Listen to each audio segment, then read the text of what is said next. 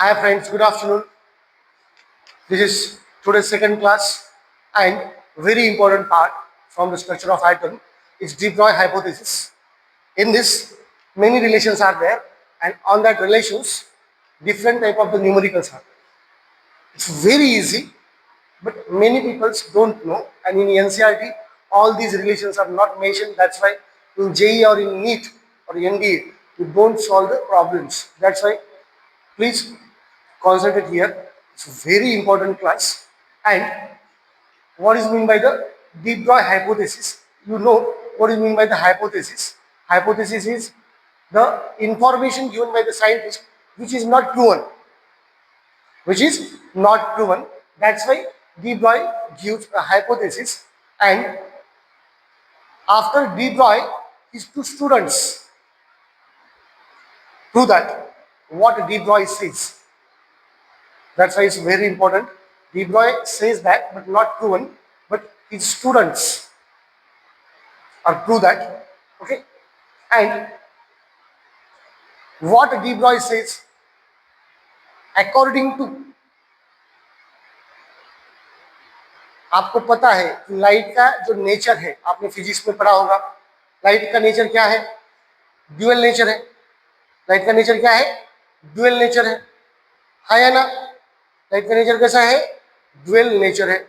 इसका मतलब लाइट जो है उसके क्या रहते हैं? वेव्स रहते हैं. लेकिन उसी के क्या हो सकते हैं?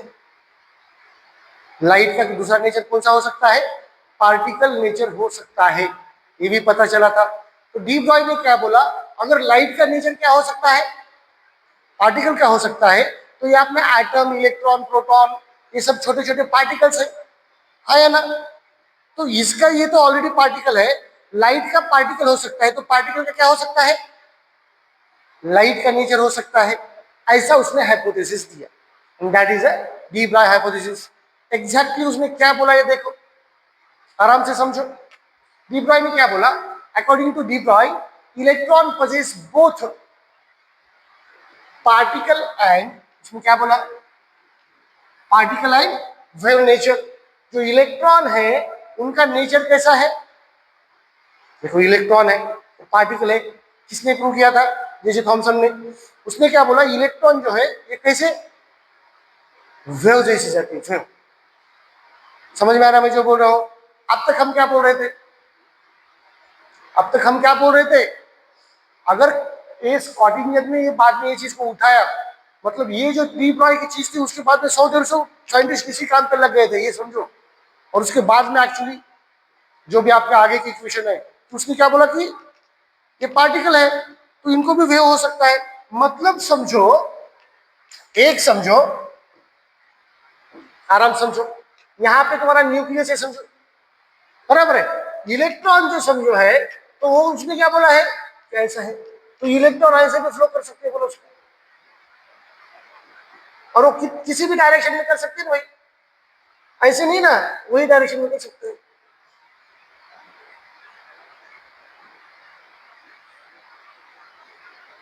मतलब तीनों डायरेक्शन में पार्टिकल्स. उसके बाद में स्कॉटिंजर आया था. स्कॉटिंजर ने, वो भी सीखेंगे हम, ये टॉपिक में सीखना है. ठीक है. तो अलग अलग इक्वेशन अलग अलग लोगों ने दिए, तो चीजें समझो मैं जो बोल रहा हूँ.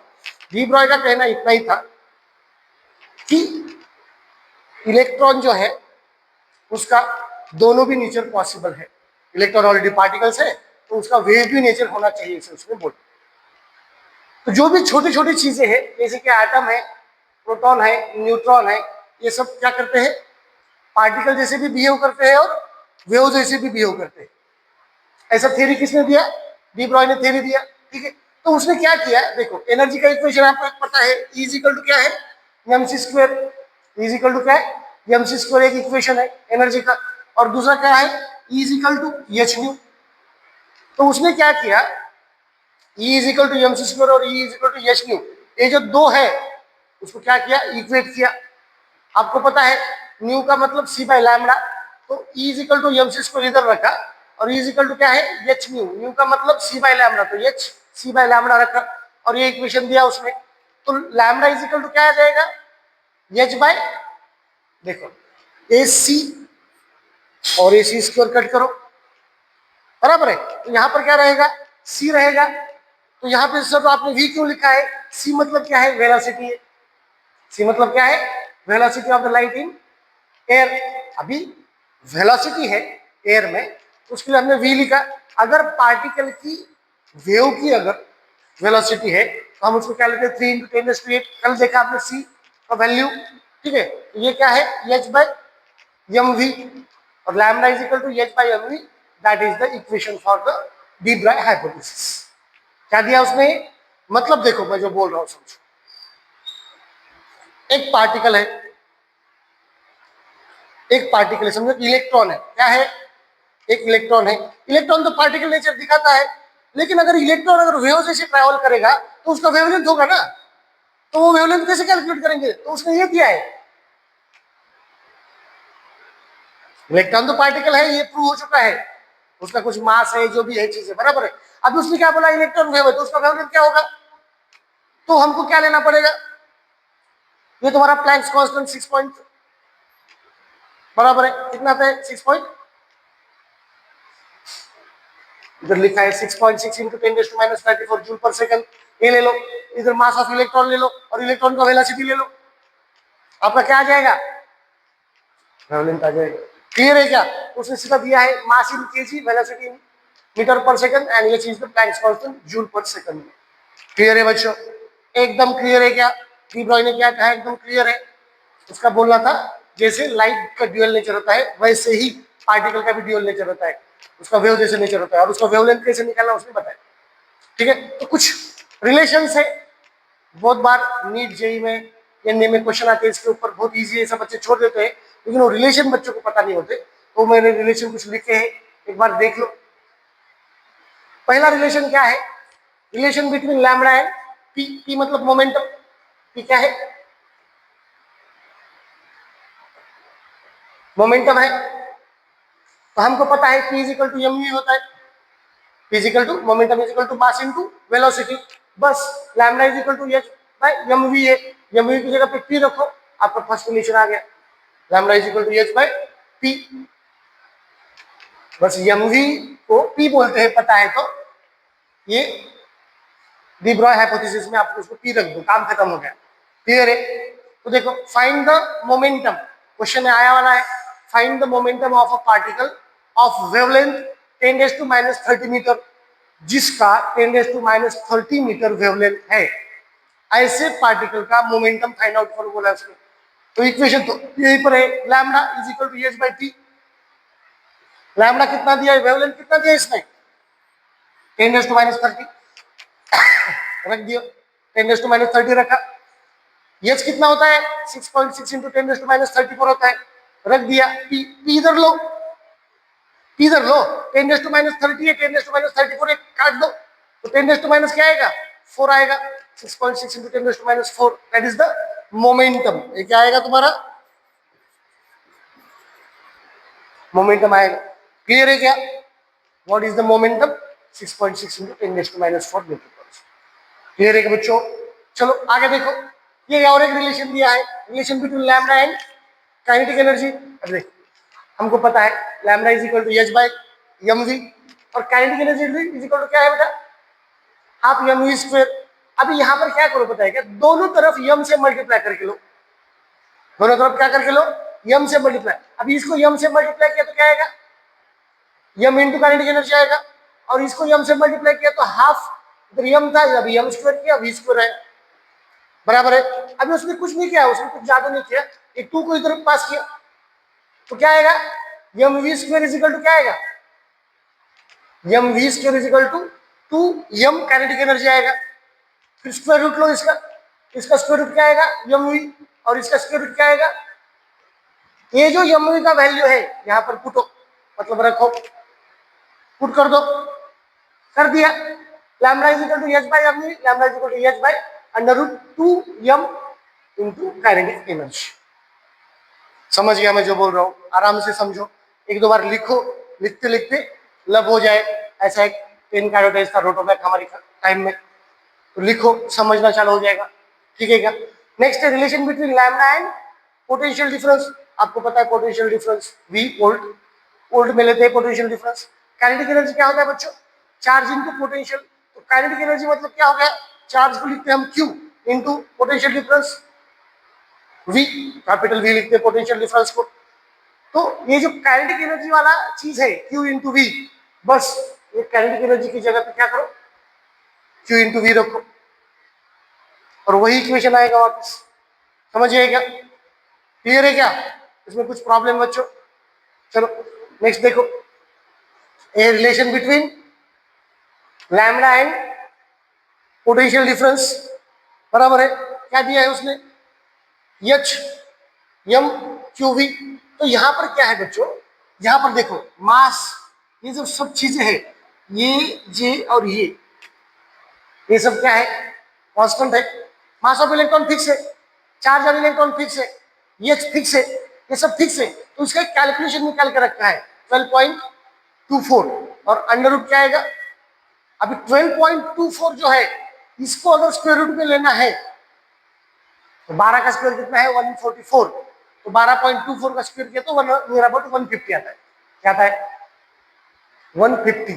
तो उसको लिया स्क्वायर रूट में, तो ये फाइनल फॉर्मूला बन गया lambda is equal to 150 upon under root 150 upon जो भी आपको पोटेंशियल डिफरेंस दिया गया है वो। ठीक है क्या? एक प्रॉब्लम को समझेगा और अच्छे से, ये फॉर्मूला याद रखो, lambda is equal to under root 150 upon, मतलब अगर आपको पोटेंशियल डिफरेंस दिया डायरेक्ट, कुछ भी पोटेंशियल डिफरेंस दिया और लैम्डा निकालो बोले तो क्या करने का? अंडर रूट 150 लेने का और पोटेंशियल डिफरेंस को डिवाइड करके उसका स्क्वायर रूट निकालने का। आइंस्टाइन में क्या आ जाएगा आपका? वेवलेंथ आएगा। पोटेंशियल डिफरेंस अगर आपको दिया गया है, क्या दिया गया है? पोटेंशियल डिफरेंस आपको दिया गया है, तो आपको क्या निकालने आता है? लैम्डा निकालने आता है। स्क्वायर रूट में 150 को क्या डिवाइड करो? पोटेंशियल डिफरेंस से डिवाइड करो। अब यहाँ पर क्वेश्चन क्या दिया है? Find the wavelength. वेवलेंथ निकालना है बच्चों, लैम्डा निकालना है for the electron when accelerate by the potential difference 15 volt. कितना वोल्ट है? 15। बस ये पुटो, ये 150 बाई वी फॉर्मूला है, 15 से डिवाइड करो, क्या आएगा? 10 आएगा क्या? स्क्वायर रूट 10 आएगा। ये कितना होता है? 3.14 होता है क्या? समझ में आ रहा है मैं जो बोल रहा हूँ? और इक्वेशन तुम्हारा किसमें आता है? आइंस्टाइन में आता है। क्लियर है बच्चों? एकदम क्लियर है मैं जो बोल रहा हूँ, आराम से समझो। नेक्स्ट देखो, ये बहुत इंपॉर्टेंट रिलेशन है, बहुत बार पूछते हैं। डी ब्रॉय प्लस बोर्स का मतलब लैम्डा और बोर्स का इक्वेशन कैसे निकालते हैं?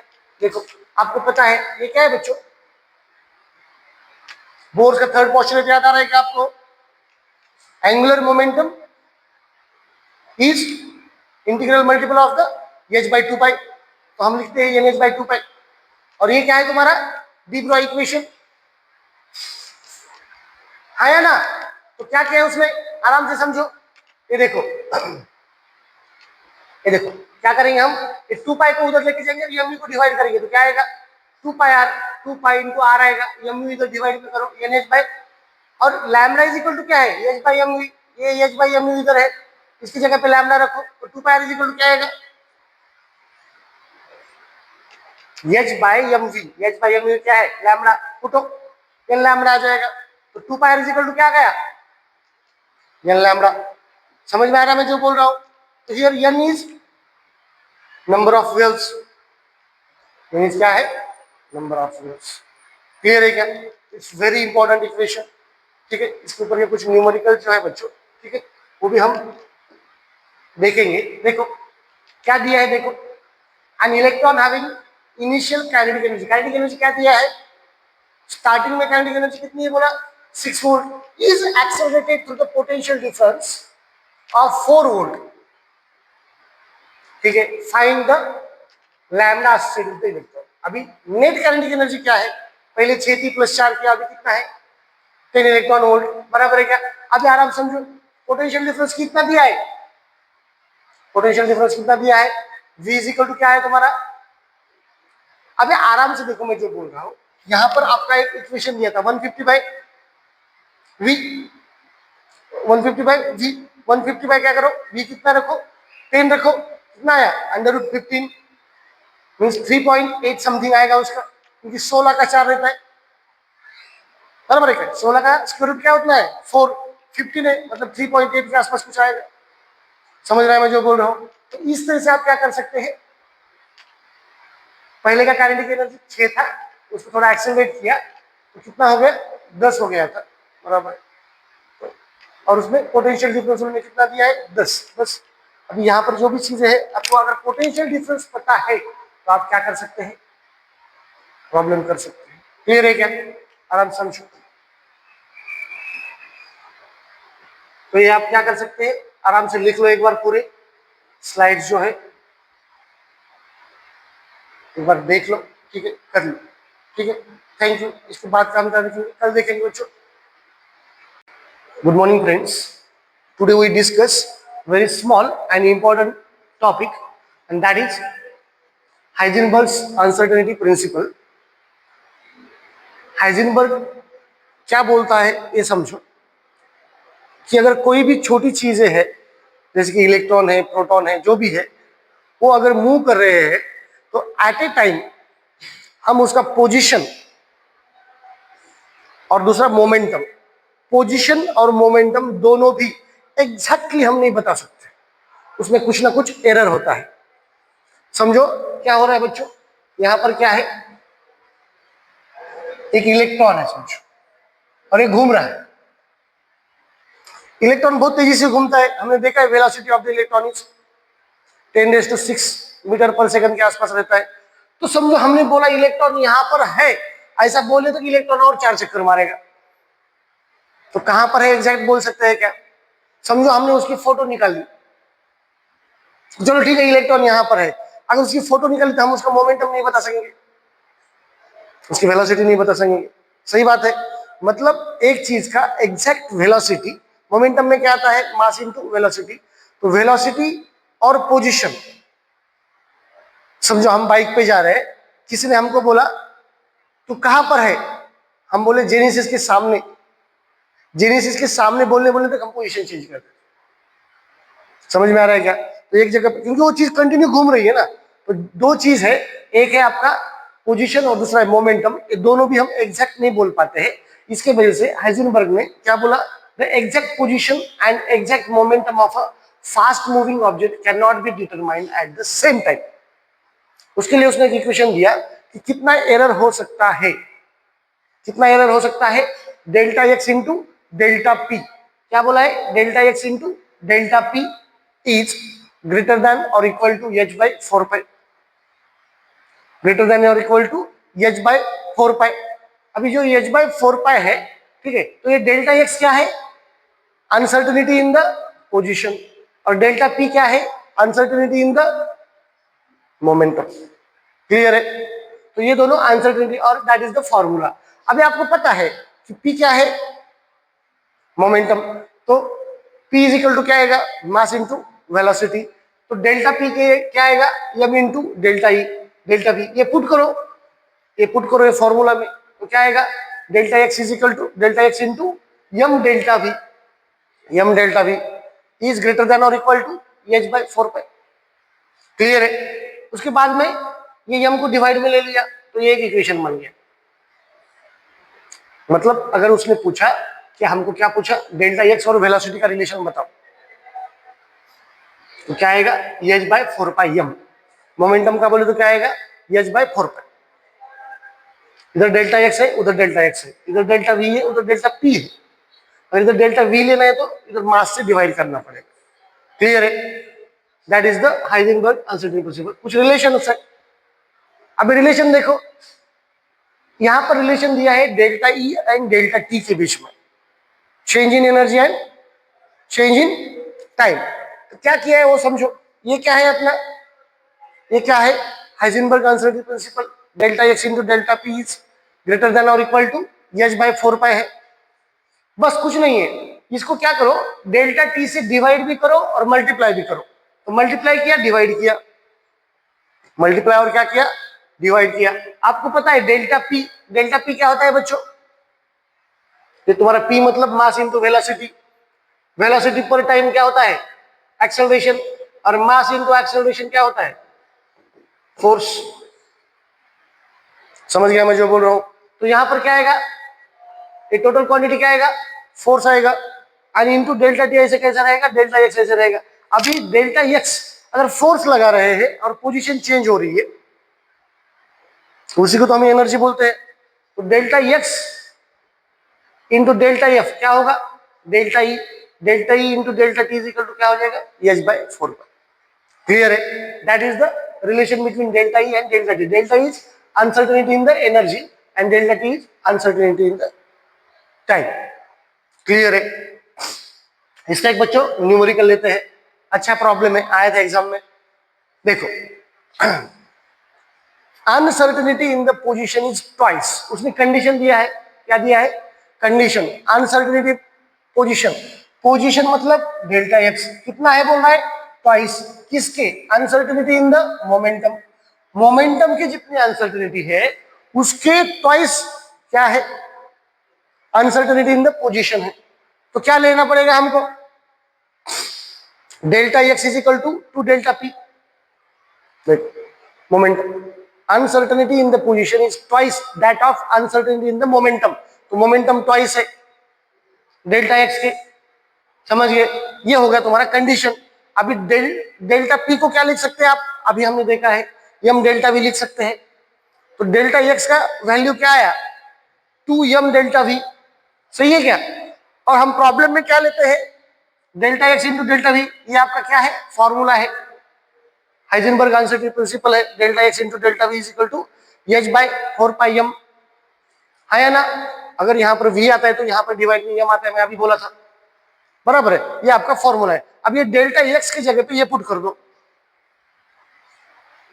डेल्टा एक्स की जगह पे ये वैल्यू पुट करो, 2m delta we into delta we आया, आया क्या? क्लियर है सबको? क्या हो रहा है वो, अभी क्या हो जाएगा, ये 2m डिवाइड में ले लो, इधर क्या करो, ये 2m डिवाइड में ले लो तो क्या हो जाएगा, delta we into delta we क्या हो जाएगा, डेल्टा वी स्क्वायर हो जाएगा, सही है क्या? ये हो गया डेल्टा वी स्क्वायर, ये एच का एच, ये 2 डिवाइड में है तो 4 2 8, और यम इंटू यम स्क्वायर हो जाएगा, और पाई यम स्क्वायर पाई, समझ गया? अभी इसका क्या करो, स्क्वायर रूट निकाल लो। डेल्टा वी स्क्वायर का स्क्वायर रूट क्या आएगा, डेल्टा वी, और इसका स्क्वायर रूट क्या आएगा, एच बाय। अभी क्या करना है, ये यम स्क्वायर का स्क्वायर रूट निकालो तो क्या आएगा, यम आएगा, और 8 जो है उसको 2 इंटू 4 करो तो वो भी 2 आएगा। तो लास्ट में क्या आएगा, यहाँ पे 1 बाय 2m आएगा बाहर, और अंदर क्या रहेगा, h बाई 2 पाई रहेगा क्या, है ना? समझ रहे हो क्या? कौन सा आंसर है, देखो ये है क्या, क्लियर है? और एक बार देख लो ये प्रॉब्लम क्या है, क्या बोला है, uncertainty in the position is twice that of uncertainty in the momentum, find uncertainty in the velocity. उसने कितना मस्त कंडीशन दिया है, कंडीशन क्या दिया है, delta X is equal to delta P, बस, और वेलोसिटी जो है तो डेल्टा वी निकालो बोला है, बस। डेल्टा एक्स के लिए पता हो गया हमें, 2 डेल्टा पी है तो एम डेल्टा वी रखो, एम डेल्टा वी रख दिया, एम डेल्टा वी यहाँ पे रख दिया तो क्या होता है, बस ये वैल्यू यहाँ पर पुट करो, डेल्टा वी, ये डेल्टा एक्स का वैल्यू 2m डेल्टा वी रख दिया यहाँ पर, ये फॉर्मूले में रखना है हमको, ये फॉर्मूले में वैल्यू रखा, delta we into delta we क्या हो गया, डेल्टा वी स्क्वायर, और ये 2m से इधर डिवाइड करो, ये 2 इधर आया तो क्या हो गया, 4 इंटू 2 8 हो जाएगा, m इंटू यम स्क्वायर हो जाएगा, देखो h divided by 8 m square pi, इसका स्क्वायर रूट निकालो, ये आएगा, स्क्वायर रूट निकालने के बाद क्या करो, 8 को बाहर लेना है तो 4 का 2 ले लो, और m स्क्वायर का m ले लो, h बाई 2 पाई रहेगा, that is your answer. Clear है मैं जो बोल रहा हूँ, दैट इज द आंसर। आप इसके ऊपर कुछ प्रॉब्लम कीजिए, बहुत इजी प्रॉब्लम है, फॉर्मूला में बहुत ज्यादा चेंजेस नहीं है, 3 ही चीजें हैं, एक है डेल्टा वी, एक है डेल्टा एक्स, और एक है डेल्टा पी, तीनों में से कुछ ना कुछ पूछेगा। इज इक्वल टू क्या है, आपको पता है एच बाय 4 पाई है, तो वो हिसाब से आपको प्रॉब्लम करने हैं, इसके 4-5 प्रॉब्लम करो, एक प्रॉब्लम आ सकता है इसके ऊपर, बहुत ईजी है, ठीक है? इसके बाद का जो पार्ट है हम क्या करेंगे, कल देखेंगे बच्चों। चलो बाय बाय, टेक केयर, लिख लो ये आराम से।